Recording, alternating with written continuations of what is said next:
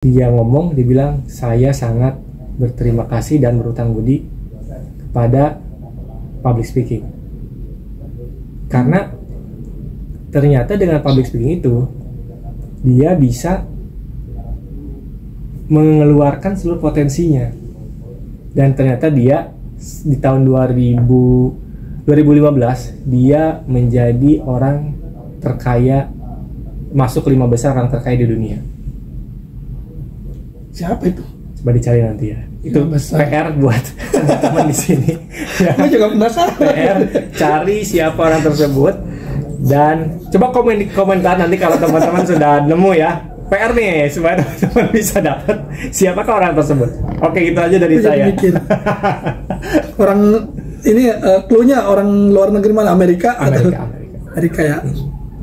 Nggak usah jawab sekarang, lihat komentar nanti ininya apa. Iya, nanti gue juga jawab. Kalau nggak ada yang komen, gue yang komen. Subscribe to my channel. Perlu nggak sih itu supaya nggak kelihatan jenuh? Kadang kan kalau udah beberapa menit berjalan tuh audiens tuh udah mulai jenuh, merasa terkesan, kalau apalagi kalau penyampaiannya monoton ya, terkesan udah mulai capek gitu cuma dengerin doang. Nah, perlu nggak sih, apa sih yang perlu dilakukan, triknya perlu nggak ada unsur humor di situ, komedi kalau kita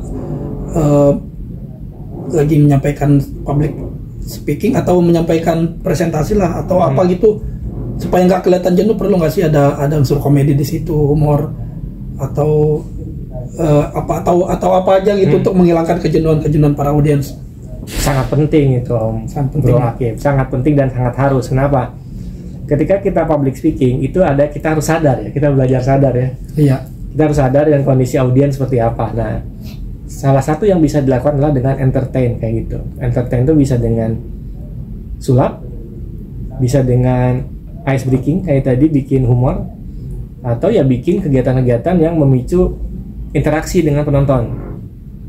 Oh iya. Itu harus ada, penting, karena kalau kita membiarkan penonton kita, audiens pasif kita, kita tahu nih audiens kita udah mulai tidak kondusif.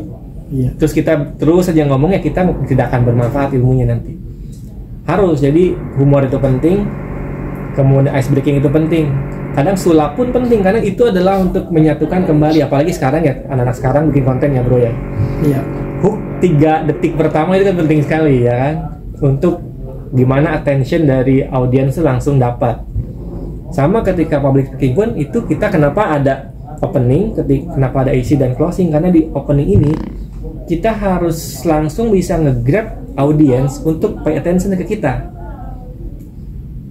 gitu, dengan berbagai teknik. Ada banyak tekniknya gitu, ada dengan storytelling, ada dengan fakta mengejutkan, ada yang dengan visual impact, macam-macam lah bisa di ininya. Nah, kalau di tengah-tengah kita lihat, wah kayaknya udah mulai pada ngantuk nih, ya udah kita bikin ice breaking, kita bikin kegiatan yang memang memicu interaksi. Atau saya mau cerita satu hal yang menarik nih, ceritain yang lucu-lucu gitu. Itu penting, harus ada, malah harus kemampuan itu benar, harus ada itu. Penting biar banget. nggak kelihatan monoton banget sampai selesai itu aja. Betul. Pasif banget penonton gini. Iya, karena ada peaknya, nanti tuh ada turunnya, kita harus boosting lagi supaya peaknya naik lagi. Gitu. Oke, Mister. Penting. Mantep, penting banget ya. Nah, gimana setelah itu kan?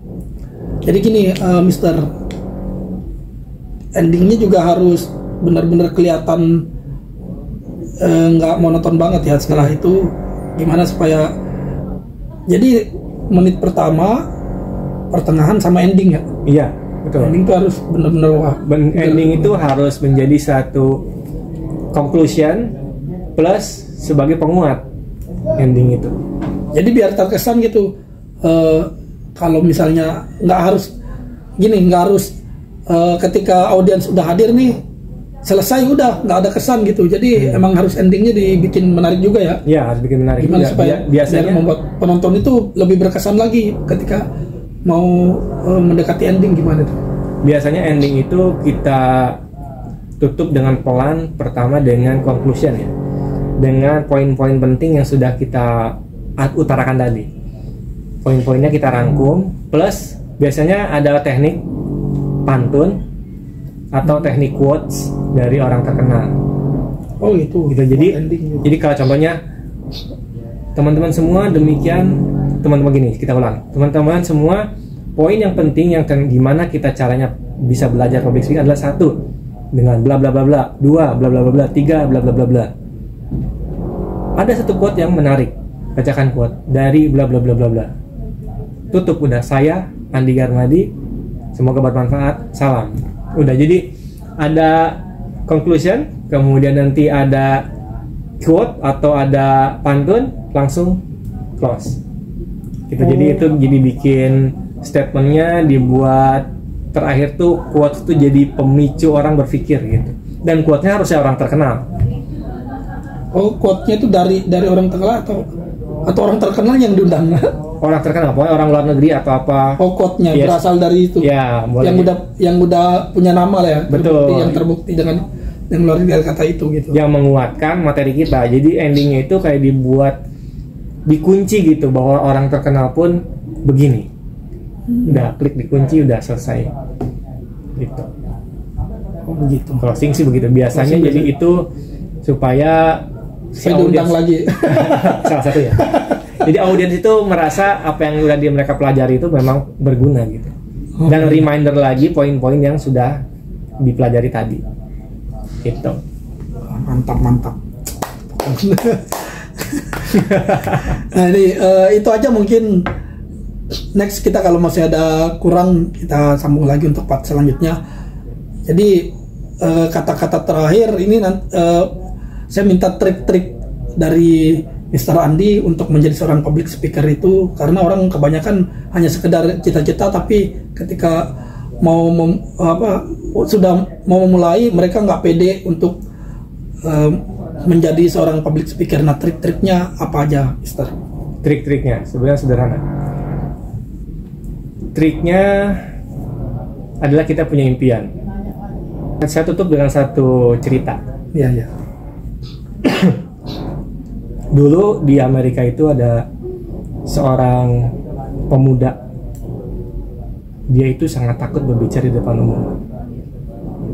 Bahkan dia sempat terjatuh di panggung ketika dia harus mengutarakan public speaking. Kemudian dia sadar bahwa dia harus upgrade diri dia, bro. Saya harus belajarnya. Dia cari tempat kursus di Amerika. Waktu itu dia masuk ke Dale Carnegie Institute loh, belajar tahun-tahun berlanjut. Selanjutnya dia ternyata menjadi orang yang sangat berpengaruh, orang yang sangat pintar. Dia sampai selalu mengatakan di setiap dia ngomong, dia bilang, saya sangat berterima kasih dan berutang budi kepada public speaking. Karena ternyata dengan public speaking itu dia bisa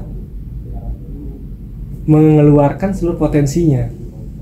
Dan ternyata dia di tahun 2015 dia menjadi orang terkaya, masuk 5 besar orang terkaya di dunia. Siapa itu? Coba dicari nanti ya. Itu PR buat teman-teman di sini. Aku juga penasaran. PR, cari siapa orang tersebut dan coba komen di komentar nanti kalau teman-teman sudah nemu ya. PR nih supaya teman-teman bisa dapat siapakah orang tersebut. Oke, gitu aja dari saya. Mikir. Orang ini clue-nya orang luar negeri mana? Amerika ya. Nggak usah jawab sekarang, udah komentar nanti ininya apa. Iya. Nanti gue juga jawab. Kalau nggak ada yang komen, gue yang komen. Nanti saya komen, kalau nggak ada yang jawab saya komen sendiri nanti di komentarnya. Oke, itu Bro Hakim. Ya, oke. Makasih banyak Mr. Andi karena mau saya undang ke podcast saya ini. Semoga nanti lebih maju lagi. Amin.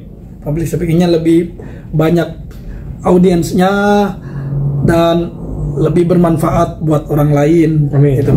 Coba kata-katanya, bahasa quotes. Quotesnya 5 yang lagi. Latihan.